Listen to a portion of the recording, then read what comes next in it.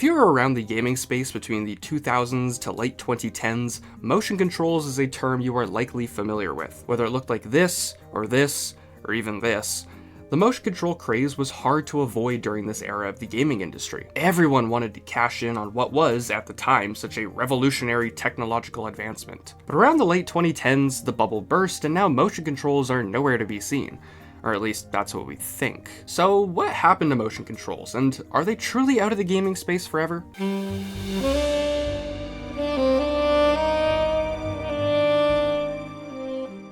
Let's first start off with the origins of motion controls in games. Now, I was really thinking about what's considered the start of the motion control craze, and I almost started this video off by talking about Dance Dance Revolution. However, this isn't inherently controlled by motion alone. You are moving, yes, but you're still hitting buttons with your feet, so therefore I'm not going to start with that.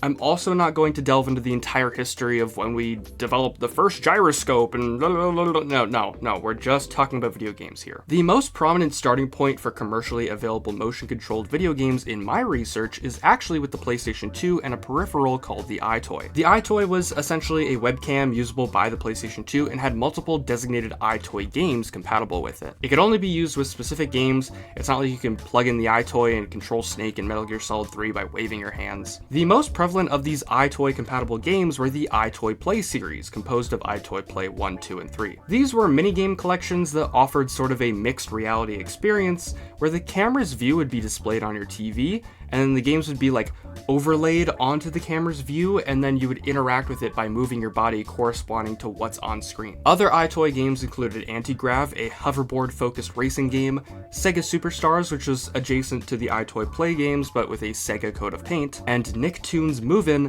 which was another minigame collection based off of Nickelodeon properties, but I think this one had a bit more unique games than Sega Superstars did if you were to compare them to the EyeToy Play series. The EyeToy sold 10.5 million units, which is pretty decent for an experimental product. But that's nowhere near as popular as...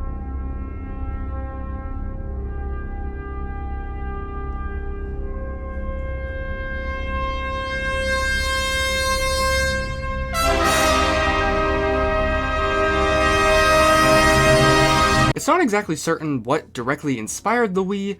From what I gathered, Nintendo just wanted to make a console that centered around a new form of interaction between the player and the game.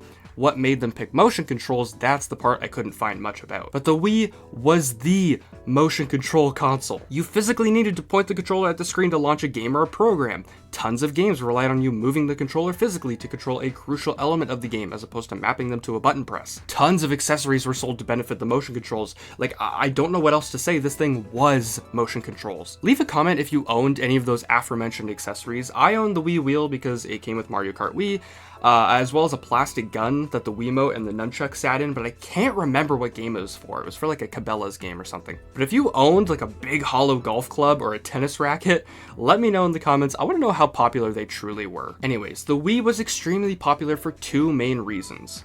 One of them was that the games on offer were all very applicable for general audiences. Like, everyone could enjoy Mario Kart or Wii Sports, they're not isolated for just kids or just adults. The other reason was that these games were literally pick up and play. How do you hit the ball in Wii Sports Tennis? You swing the remote. How do you guard in boxing? You put the Wiimote and nunchuck up to your face or body like you physically would. Sure, you had a few buttons mapped to things in Mario Kart Wii, like accelerating and using items and braking, but steering?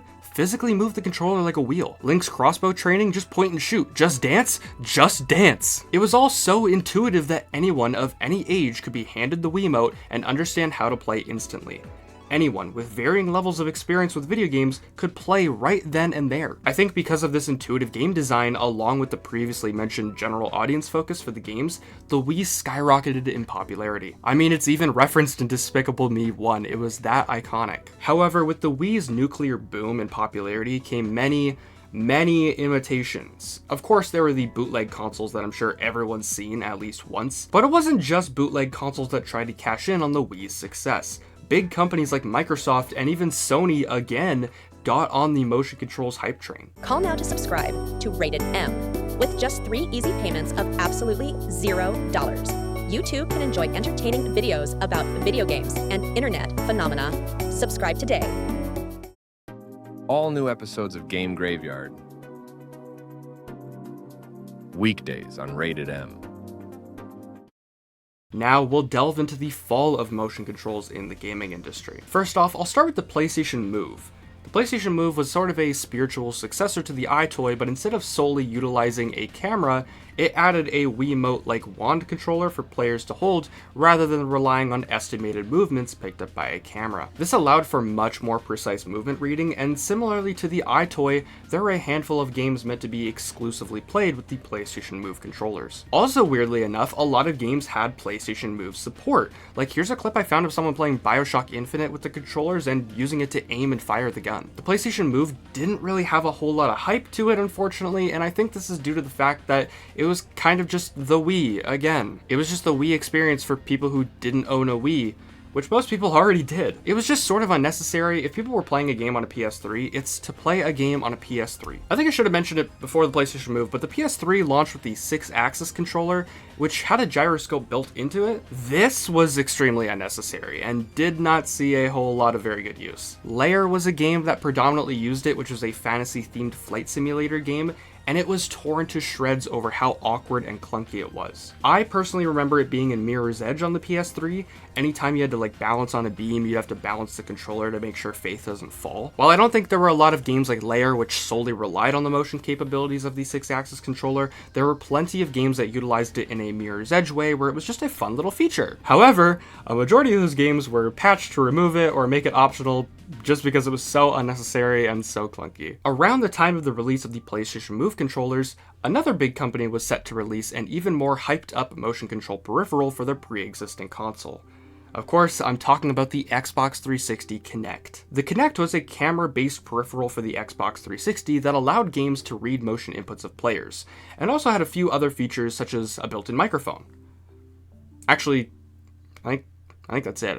I literally think it was just the camera and the microphone. I don't know why I said other features. As with the PlayStation Move, there were designated Kinect games like the absolute gem that is Kinect Adventures.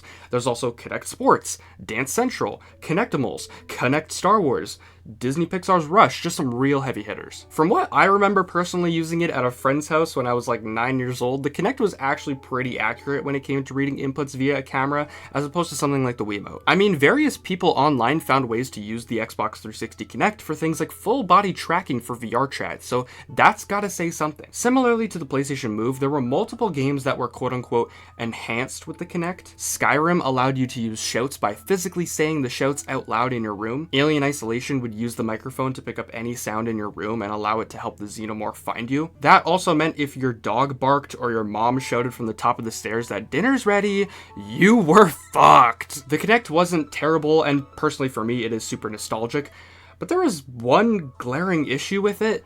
Microsoft hyped this thing up like it was the be-all, end-all of not just motion controls, but like video games forever. They tried to sell this thing like it was going to turn the industry on its head. Does anyone remember Project Milo? Can I talk about Project Milo for a second? To put into perspective how ambitious Microsoft was about the Kinect, they teased a work-in-progress game developed by Peter Molyneux about a boy named Milo. This Milo character would have been able to recognize what players would say, the emotion in their voice, their mannerisms, and be able to formulate a full-on fluent conversation between the character of Milo and the player. This shit was not happening in 2010. I'm gonna link the notorious demo video of the game in the description because how I described it does not do it justice. You gotta listen to the way Peter talks about the game, and you gotta see what the girl playing the game does to get an idea of what they wanted the Kinect to be. I believe this game was heavily watered down and then turned into Kinectimals, but emphasis on heavily watered down. While the PlayStation Move and the Kinect both saw some success, the Wii largely remained king.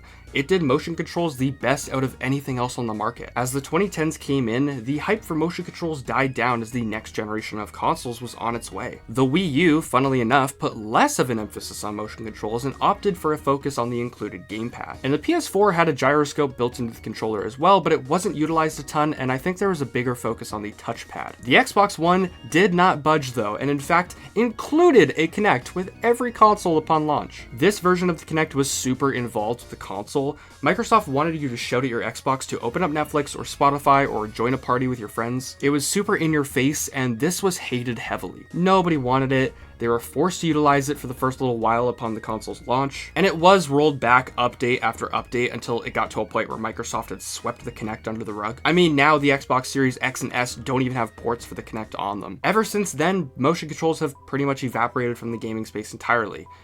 Well, that's what I would say until I had a bit of a revelation writing this video. Virtual reality kind of is just the modern day motion controls. And in fact, VR is way cooler than motion controls ever could be. Because it's not just putting on the headset and grabbing the controllers, it's full body trackers, it's haptic suits, it's technological advancements of the headsets themselves. It's all a much bigger and standalone field of the gaming space, or just technology in general, as opposed to just being a gimmick for some video games. I do genuinely miss motion controls, I can't lie, I'm a huge sucker for gimmicks. I loved the Wii, I loved the 3DS, and I've said it before on the channel, but infamous Second Son, when you gotta like turn the controller to the side and spray paint, that shit gets me going. I am happy that VR kind of carries the torch now, but to be honest, I would not be opposed to seeing a console with a gimmick adjacent to motion controls. I don't know what it would be, but if the next PlayStation had a sort of gimmick to it, I'd probably be more inclined to buy it. Moral of the story, motion controls aren't really dead. Gimmicks are awesome. I don't care what people say otherwise.